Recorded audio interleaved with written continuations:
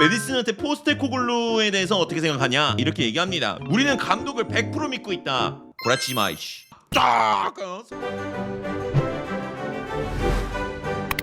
오늘 안타까운 소식이 먼저 나오게 됐습니다. 안타까운 소식이 먼저 나왔는데 오피셜로 사실상 발표가 됐죠. 포스테코글루가 이제 이런 얘기를 했습니다. 손흥민이 이제 1차전 출전 불가능하다 얘기가 나왔습니다. 그래서 진짜 뭐 많이 안타까워요. 손흥민 선수가 이제 1차전을 뛰지 못하게 되면서 토트넘은 뭐 이제 보대 홈에서 이제 뭐 맞이할 준비가 되어 있습니다. 그래서 지금 포스테코글루 인터뷰가 지금 진행 중이에요. 그것 좀 업데이트를 시켜드리고요. 우선 이제 얘기 나온 것들을 좀 정리하자면은 손흥민 선수가 1차전 출전이 못 나올 것 같고 2차전에는 돌아오길 바라고 있다. 제일 빠르게 돌아오길 바라고 있다라고 포스텍이 인터뷰를 진행을 했습니다. 그래서 2차전은 뛸 거다 이렇게 얘기하지도 않았고요. 지금 손흥민 선수가 2차전에는 뛸 수 있는 거냐라고 했을 때 그것도 저의 대답은 아직은 모른다예요. 아직은 모른다고. 그런 부분들이 이제 좀 안타깝게 됐다 이렇게 좀 생각이 들 수 있는 거죠. 근데 그런 거는 있어요. 이제 뭐 보대가 절대 방심하자는 얘기는 아니지만 다른 팀들에 비해서는 수월한 상대니까 여기서 이기면은 그래도 결승전까지는 좀 시간이 많이 있거든. 한 3주 정도 시간이 있기 때문에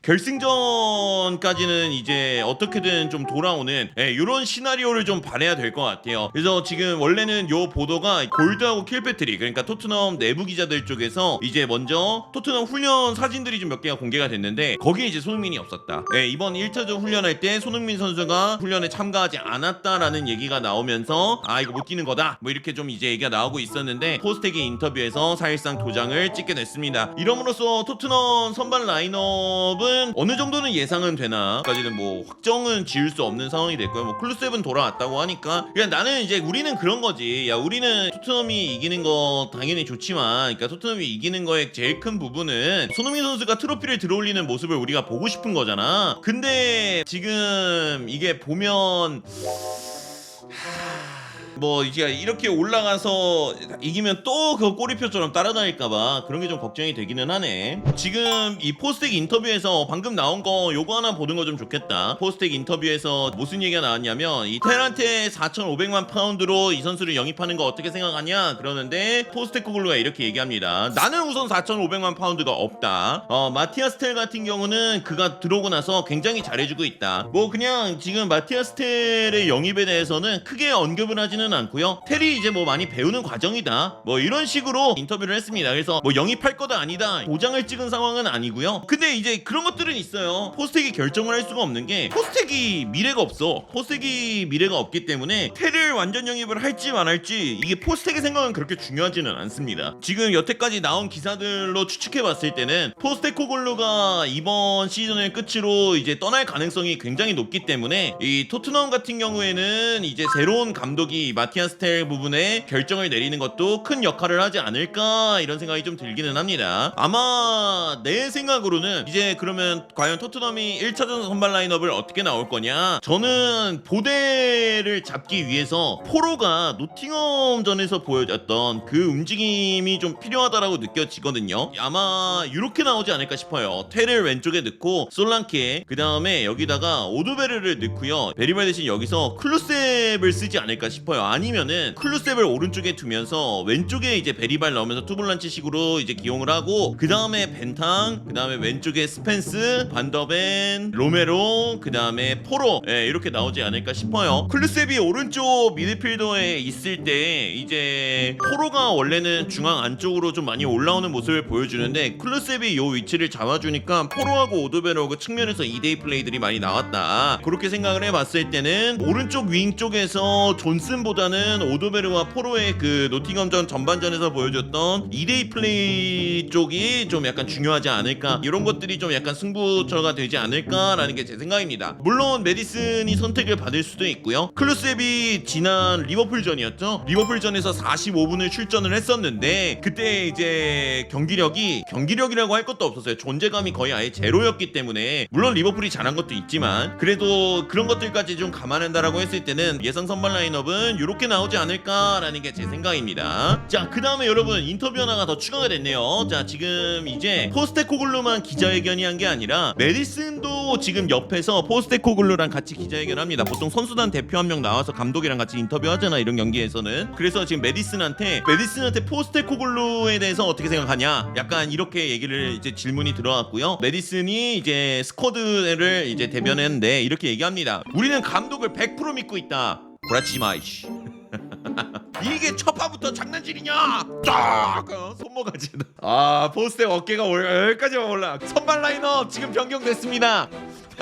메디슨이 선발 라인업에 들어갈 것 같고, 그래서 이렇게 지금 진행이 될 것 같고요. 보대전에서 토트넘이 좀 잘 좀 했으면 좋겠습니다. 토트넘 화이팅입니다, 진짜로. 자, 그 다음에 여러분 이제 루머 몇 개 좀 다뤄야 되겠죠? 루머에서 이제 그런 얘기가 나와요. 자, 여러분 이번 여름 이적 시장의 첫 히어위고 누가 될 것 같았습니까? 우리는 예상을 못했다. 우리는 이거 절대 예상을 못했는데, 여러분 에릭 다이어가 결국에는 미넨을 떠나서 모나코 히어위고가 나오면서 이번 여름 이적 시장의 첫 이적을 에릭 다이어가 장식하게 됐습니다.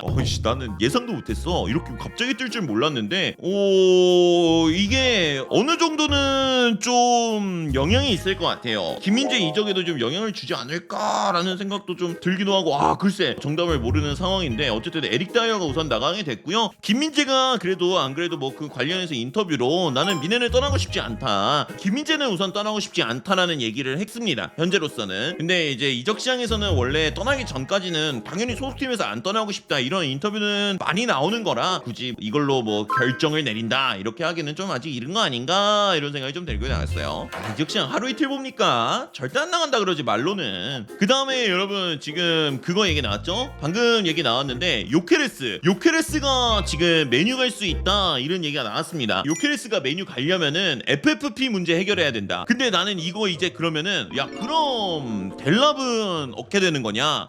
이게 굉장히 궁금하고요. 델랍이 지금 진짜 중요해요. 델랍이 어떻게 되는지가 정말 중요해. 근데 나는 개인적으로는 델랍이 메뉴 갈 것 같은데, 아무리 봐도. 근데 델랍을 누가 데려갈지가 정말 궁금할 것 같아요. 그래서 그 저번에 그 스카이 스포츠 패널 중에 한 명이 이제 제안한 제시였는데, 델랍아 뒤돌아보지 말고 브라이튼으로 가라 이런 얘기가 있었잖아. 나 그거 보면서 얘가 뭔 소리 하나 했더니, 델랍이 지금 어딜 가든 간에 확고한 주전이 되기에는 아직까지는 레벨이 좀 부족하다 이런 평들이 많거든. 그래서 델랍이 브라이튼 같은 곳에 가서 한 시즌 더 검증을 거치고 그 다음에 스텝업을 하는 게 어떠냐, 그러니까 좀 많이 뛸 수 있는 곳으로 가는 게 어떠냐, 요게 이제 얘기가 나왔는데, 그런 부분들도 저는 어느 정도는 동의할 수 있는 부분이 아닐까, 이런 생각도 좀 들기는 합니다.